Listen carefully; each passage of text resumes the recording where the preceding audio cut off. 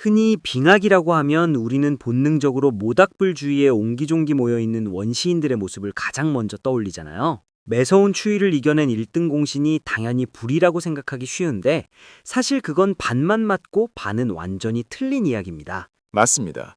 불은 우리 몸에 열을 공급해주긴 하지만 그 불 앞을 떠나는 순간 생존은 전혀 다른 차원의 문제가 되거든요. 영하 40도까지 떨어지는 매서운 툰드라의 칼바람 속에서 인류를 진짜로 살린 건 불이 아니라 바로 작고 날카로운 뼈바늘이었습니다. 바늘이라고요? 우리 손바닥보다도 작은 그 연약해 보이는 뼈 조각 하나가 인류의 운명을 바꿨다는 말씀인가요? 이게 그냥 바늘이 아니라 당시로서는 거의 원자력 발전소급의 혁신적인 에너지 제어 장치였다고 보시면 됩니다. 만약 인류가 뼈바늘을 발명하지 못했다면 우리는 아마 지금도 아프리카나 따뜻한 남쪽 지방에만 모여 살고 있었을 거예요. 추운 지역으로 진출하는 건 고사하고 아마 빙하기의 절정기 때 멸종했을지도 모를 일이죠. 바늘 하나에 멸종까지 언급하시니까 갑자기 이 작은 물건이 엄청나게 거대해 보이는데요. 사실 가죽을 그냥 몸에 두르기만 해도 어느 정도 추위는 막을 수 있지 않나요? 바로 그 지점이 우리가 흔히 하는 오해 중 하나입니다. 동물의 가죽을 그냥 어깨에 걸치거나 대충 묶어서 입는 걸 드레이프드 클로딩이라고 하는데요. 이렇게 입으면 겉보기엔 따뜻해 보일지 몰라도 과학적으로 보면 구멍이 숭숭 뚫린 거나 다름없습니다. 사람이 움직일 때마다 가죽 사이로 따뜻한 공기가 다 빠져나가고 그 자리에 차가운 외부 공기가 사정없이 밀고 들어오거든요. 이걸 전문용어로 벨로즈 효과라고 하는데 마치 풀무지를 하는 것처럼 체온을 밖으로 뿜어내는 꼴이 됩니다. 아, 그러니까 옷과 몸 사이의 간격이 너무 넓어서 단열 효과가 거의 없다는 거군요. 그렇죠. 아무리 두꺼운 가죽을 덮어도 몸에 밀착되지 않으면 열을 가둘 수가 없습니다. 그런데 뼈바늘이 등장하면서 인류는 가죽을 자신의 체형에 딱 맞게 재단하고 꿰매기 시작했어요. 팔과 다리 부분을 따로 만들어서 이어붙이고 관절의 움직임까지 고려한 맞춤복을 만든 겁니다. 이렇게 체형에 딱 맞는 옷을 입으면 피부 주변에 따뜻한 공기층이 갇히게 되는데 이게 바로 생존을 결정짓는 핵심적인 단열층이 됩니다. 듣고 보니 현대의 기능성 아웃도어 의류가 작동하는 원리랑 거의 똑같네요. 정확합니다. 4만 년 전의 인류가 이미 레이어링 시스템의 기초를 완성한 셈이죠. 단순히 추위를 막는 수준을 넘어서 땀 조절까지 가능해졌다는 게 더 놀라운 점이에요. 극지방에서 땀은 곧 죽음을 의미하거든요. 옷 속에서 땀이 났는데 이게 식어서 얼어버리면 체온이 순식간에 떨어지는데 꿰맨 옷은 필요할 때 소매나 목 부분을 조절해서 열기를 배출할 수도 있었습니다. 정말 한 땀 한 땀 장인정신으로 만든 생존 슈트였네요. 그럼 뼈바늘이 발명되기 전과 후의 인류는 활동 범위에서 엄청난 차이가 있었겠어요? 그 차이는 정말 극명하게 나타납니다. 뼈바늘 이전의 인류는 사실상 기후의 노예였다고 해도 과언이 아니에요. 조금만 추워져도 살기 좋은 곳을 찾아 남쪽으로 내려가야만 했죠. 하지만 바늘로 정교하게 옷을 지어 입기 시작하면서 인류는 지구상에서 가장 가혹한 환경인 시베리아와 북극권으로 진출하기 시작합니다. 실제로 고고학 유적지를 보면 뼈바늘이 발견되는 시점과 인류가 북쪽 고위도 지역으로 거주지를 넓히는 시점이 정확히 일치해요. 마치 인류가 스스로 새로운 피부를 만들어낸 느낌이 드네요. 맞습니다.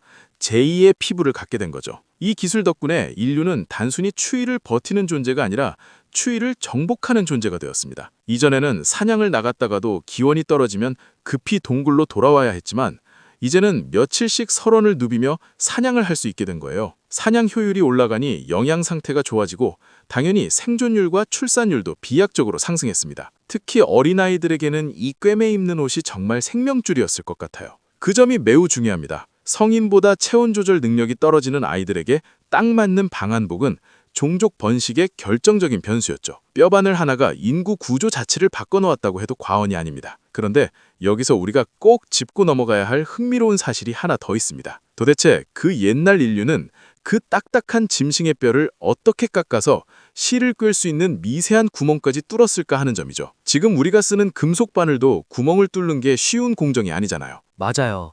뼈는 힘을 주면 툭 부러지기 쉬울 텐데 그 작은 구멍을 낸다는 건 보통 정교한 기술이 아니었을 텐데요. 그래서 학자들은 이 뼈바늘의 탄생을 인류 기술사에서 꼽는 정밀 가공의 시초로 보고 있습니다. 단순히 뾰족하게 만드는 게 문제가 아니라 바늘귀를 만들고 전체를 매끄럽게 연마하는 과정 하나하나가 현대의 정밀공학 못지않은 설계도를 머릿속에 그려야 가능한 일이었거든요. 이 작은 바늘 하나를 만들기 위해 인류는 수만 년 동안 쌓아온 석기 제작 노하우를 총동원하기 시작합니다. 구체적으로 보면 이게 정말 소름 돋는 과정인데요. 우선 재료부터가 범상치 않습니다. 아무 뼈나 쓰는 게 아니라 주로 새의 다리뼈처럼 속이 비어 있으면서도 단단할 뼈나 사슴의 뿔 같은 아주 질긴 재료를 골랐거든요. 이걸 일단 가느다란 파편으로 쪼개낸 다음에 거친 사암 위에 대고 한참을 문질러서 대략적인 형태를 잡습니다. 그런데 여기서부터가 진짜 현대 공학의 정수라고 할 수 있는 부분인데 바로 바늘귀를 뚫는 공정이에요. 맞아요. 그게 제일 궁금했어요. 돋보기나 정밀기계도 없던 시절에 그 가느다란 뼈 끝에 어떻게 구멍을 냈을까요? 보린이라고 불리는 아주 날카로운 돌 송곳을 사용했습니다. 바늘의 끝부분을 양쪽에서 번갈아 가면서 아주 미세하게 파내려 가는데 이게 조금만 힘 조절을 잘못하면 공들여 깎은 바늘이 그대로 박살나버리거든요. 고고학자들이 실험해본 결과에 따르면 바늘 하나를 만드는 데만 몇 시간이 넘는 집중력이 필요하다고 합니다. 그렇게 뚫린 구멍의 지름이 고작 1mm도 안 되는 경우도 허다해요. 이건 단순히 도구를 만드는 수준을 넘어서 인간의 손기술이 극도로 정밀해졌다는 증거이고 동시에 계획된 설계가 완벽하게 머릿속에 있었다는 뜻입니다. 4만 년 전 인류가 1mm의 오차를 다뤘다니 정말 상상도 못했던 정밀함이네요. 그럼 그렇게 만든 바늘의 꿰를 실은 또 어디서 구했을까요? 식물 줄기 같은 걸 썼을까요? 식물 섬유도 섞였지만 추운 지방에서 가장 완벽한 실은 바로 동물의 힘줄, 즉 인대였습니다. 술록이나 말의 등에서 뽑아낸 힘줄은 현대의 나일론 실보다도 더 질기고 튼튼하거든요. 이 힘줄 실의 특징이 뭐냐면 젖어 있을 땐 부드럽지만 마르면서 수축하는 성질이 있어요. 가죽에 바늘로 구멍을 내고 이 힘줄 실로 꿰매 놓으면 실이 마르면서 가죽 사이의 틈을 꽉 조여버립니다. 이렇게 되면 바늘구멍조차 완벽하게 밀봉되면서 찬바람은 물론이고 물 한 방울 들어오지 않는 완벽한 방수와 방풍 성능을 갖게 되는 거죠. 와, 그러니까 실 자체가 스스로 수축하면서 옷을 밀폐시킨다는 거네요. 이건 거의 현대의 심실링 테이프 공법이랑 다를 게 없는데요. 정확한 지적입니다. 바로 그 지점이 뼈바늘이 단순한 도구가 아니라 공학적 혁명인 이유예요. 실제로 러시아의 순기르 유적이라는 곳을 보면 이 기술이 얼마나 대단했는지 눈으로 확인할 수 있습니다. 약 3만 년 전의 무덤인데 여기서 발견된 인골들을 보면 머리부터 발끝까지 수천 개의 상하 구슬이 박혀 있었거든요. 이 구슬들이 원래는 옷에 촘촘하게 박혀 있었는데 가죽 옷감은 썩어 없어지고 구슬들만 남은 거죠. 그런데 그 구슬들의 배열을 분석해 보니까 당시 인류가 입었던 옷의 형태가 고스란히 드러났습니다. 어떤 형태였나요? 설마 우리가 생각하는 그 털북숭이 원시인 복장은 아니겠죠? 전혀요. 놀랍게도 현대의 에스키모들이 입는 파카나 바지와 거의 똑같은 형태였습니다. 상의는 머리 위로 뒤집어 쓰는 아노락 형태였고 하의는 다리 라인에 딱 맞게 재단된 바지였어요. 심지어 신발과 바지가 하나로 이어진 일체형 방한복 형태도 있었습니다. 이건 그냥 가죽을 걸친 수준이 아니라 추위로부터 몸을 완전히 격리하는 이동식 야옥을 입고 다닌 셈이에요. 이동식 가옥이라니 비유가 정말 와닿네요. 옷 속의 온도가 밖이랑 얼마나 차이 났을지도 궁금해요. 연구에 따르면 영하 40도의 극한 상황에서도 이런 정교한 가죽옷을 입으면 옷 안쪽의 온도는 영상 20도에서 30도 사이로 유지될 수 있었다고 합니다. 외부 온도와 무려 60도 이상의 차이를 만들어낸 거죠. 이건 네안데르탈인이 가죽을 대충 묶어 입었던 방식으로는 절대로 도달할 수 없는 수치입니다. 네안데르탈인이 체구도 더 크고 근육도 많아서 추위에 강했을 것 같지만 결국 뼈바늘을 가진 호모사피엔스가 빙하기의 승자가 된 결정적인 이유가 바로 여기에 있습니다. 체력이라는 하드웨어보다 기술이라는 소프트웨어가 생존에 더 중요했다는 말씀이시군요. 그런데 이야기를 듣다 보니 궁금한 게 생겼어요. 이렇게 옷을 잘 만들어 입으려면 가죽을 다루는 기술도 보통이 아니었을 것 같거든요. 맞습니다. 가죽은 그냥 벗겨낸다고 바로 옷감이 되는 게 아니니까요. 동물의 가죽은 가공하지 않으면 금방 썩거나 딱딱하게 굳어서 움직일 수가 없게 됩니다. 그래서 인류는 가죽에 지방을 긁어내고 연기를 쬐거나 식물즙을 이용해 부드럽게 만드는 무두질 기술을 동시에 발전시켜야만 했어요. 즉, 뼈바늘 한 해가 등장했다는 건 그 배후에 화학적인 가죽 가공 기술과 정교한 재단 설계 능력이 이미 세트로 갖춰져 있었다는 뜻입니다. 기술 하나가 단독으로 나오는 게 아니라 여러 기술이 서로 맞물려서 폭발하는 느낌이네요. 바로 그겁니다. 그런데 재미있는 건 이 뼈바늘이 단순히 추위를 막는 생존 도구로만 쓰인 게 아니라는 점이에요. 순기르 유적에서 발견된 수천 개의 상하구슬 기억하시죠? 바늘귀를 뚫을 정도의 정밀한 기술이 생기니까 인류는 이제 옷에다가 자기만의 표식을 새기고 장식을 하기 시작합니다. 이건 생존을 넘어선 또 다른 차원의 변화를 의미하거든요. 장식을 한다는 건 누군가에게 나를 보여주고 표현하려는 욕구가 생겼다는 거겠네요. 그렇죠. 옷이 신분이나 소속, 그리고 아름다움을 상징하는 매개체가 된 겁니다. 여기서부터 인류는 단순히 자연에 적응하는 동물을 넘어서 문화를 향유하는 존재로 완전히 탈바꿈하게 되는데요. 특히 바느질이라는 행위 자체가 가진 독특한 성격이 인류의 사회적 결속력까지도 바꿔놓게 됩니다. 바느질이 사회적 결속력을 바꿨다니 그건 또 어떤 연결고리가 있는 건가요? 바느질이라는 게 한번 상상을 해보세요.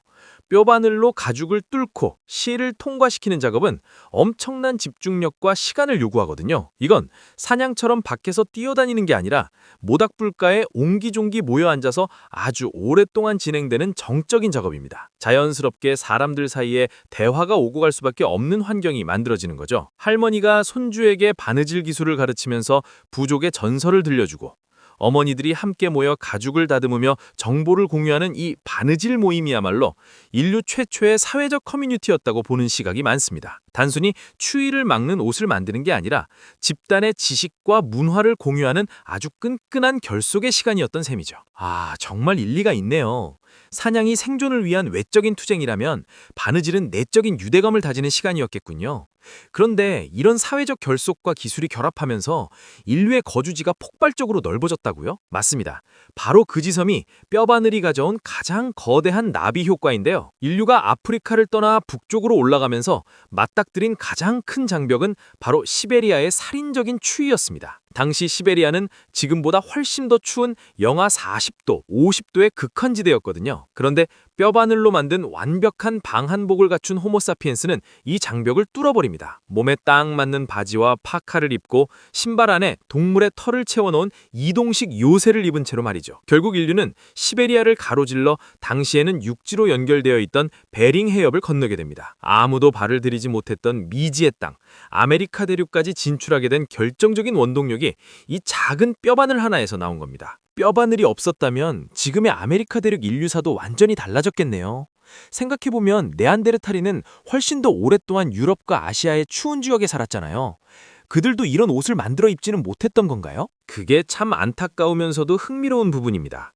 네안데르탈인 유적지에서도 가죽을 긁어내던 도구는 발견되지만 실을 꿰을 수 있는 바늘귀가 달린 뼈바늘은 거의 발견되지 않아요. 그들은 가죽에 구멍을 내서 끈으로 대충 묶거나 어깨에 걸치는 망토 형태의 옷을 입었을 것으로 추정됩니다. 이렇게 되면 옷 사이로 찬 바람이 계속 들어올 수밖에 없고 체온 유지가 훨씬 힘들어지죠. 결국 네안데르탈인은 추위를 견디기 위해 엄청난 양의 에너지를 소모해야 했고 거주지를 넓히는 데 한계가 있었습니다. 반면에 호모사피엔스는 뼈바늘이라는 기술을 통해 추위를 완전히 통제해버린 거예요. 하드웨어적으로 더 튼튼했던 네안데르탈인이 소프트웨어, 즉 기술에서 앞선 사피엔스에게 밀려난 상징적인 장면이라고 할 수 있습니다. 기술의 차이가 종의 운명을 갈랐다는 게 정말 소름 돋네요.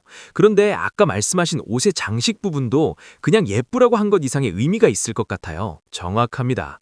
옷에 박힌 수천 개의 상하구슬이나 특정 동물의 이빨 장식은 일종의 명함이었습니다. 멀리서 걸어오는 사람의 옷차림만 봐도 저 사람이 우리 부족인지 아니면 적대적인 다른 부족인지 그리고 그 안에서 어떤 지위를 가졌는지를 한눈에 알 수 있게 된 거죠. 이건 인류가 이제 시각적인 기호를 사용해서 사회적 신호를 주고받기 시작했다는 증거입니다. 나라는 존재를 정의하고 우리라는 집단의 정체성을 옷이라는 매개체에 투영하기 시작한 거예요. 우리가 오늘날 명품을 입거나 제복을 입으며 소속감을 느끼는 그 심리적 뿌리가 이미 4만 년 전 뼈바늘 끝에서 시작되었다고 봐도 과언이 아닙니다. 결국 뼈바늘은 단순한 도구가 아니라 인류가 자연을 정복하고 스스로의 문화를 설계하기 시작한 선언문 같은 거였네요.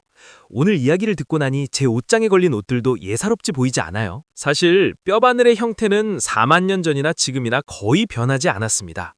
형태는 단순하지만 그 안에 담긴 원리는 이미 완벽했기 때문이죠. 인류는 이 작은 도구 하나로 지구상에서 가장 약한 피부를 가진 존재에서 가장 넓은 영역태를 가진 지배자로 거듭났습니다. 그리고 이렇게 옷으로 소통하고 정보를 나누던 습관은 인류를 또 다른 차원의 진화로 이끌게 됩니다. 보이지 않는 추위를 막아냈던 인류가 이제는 눈에 보이지 않는 생각과 이야기를 나누며 더 큰 힘을 갖게 되는 과정인데요. 뼈바늘이 우리 몸을 보호하는 제2의 피부를 만들었다면 그 다음 단계는 우리의 마음과 정신을 하나로 묶어주는 보이지 않는 실, 즉 언어와 서사의 탄생으로 이어지게 됩니다. 옷으로 몸을 감싸고 이제는 이야기로 서로의 정신을 연결하기 시작했다는 거군요.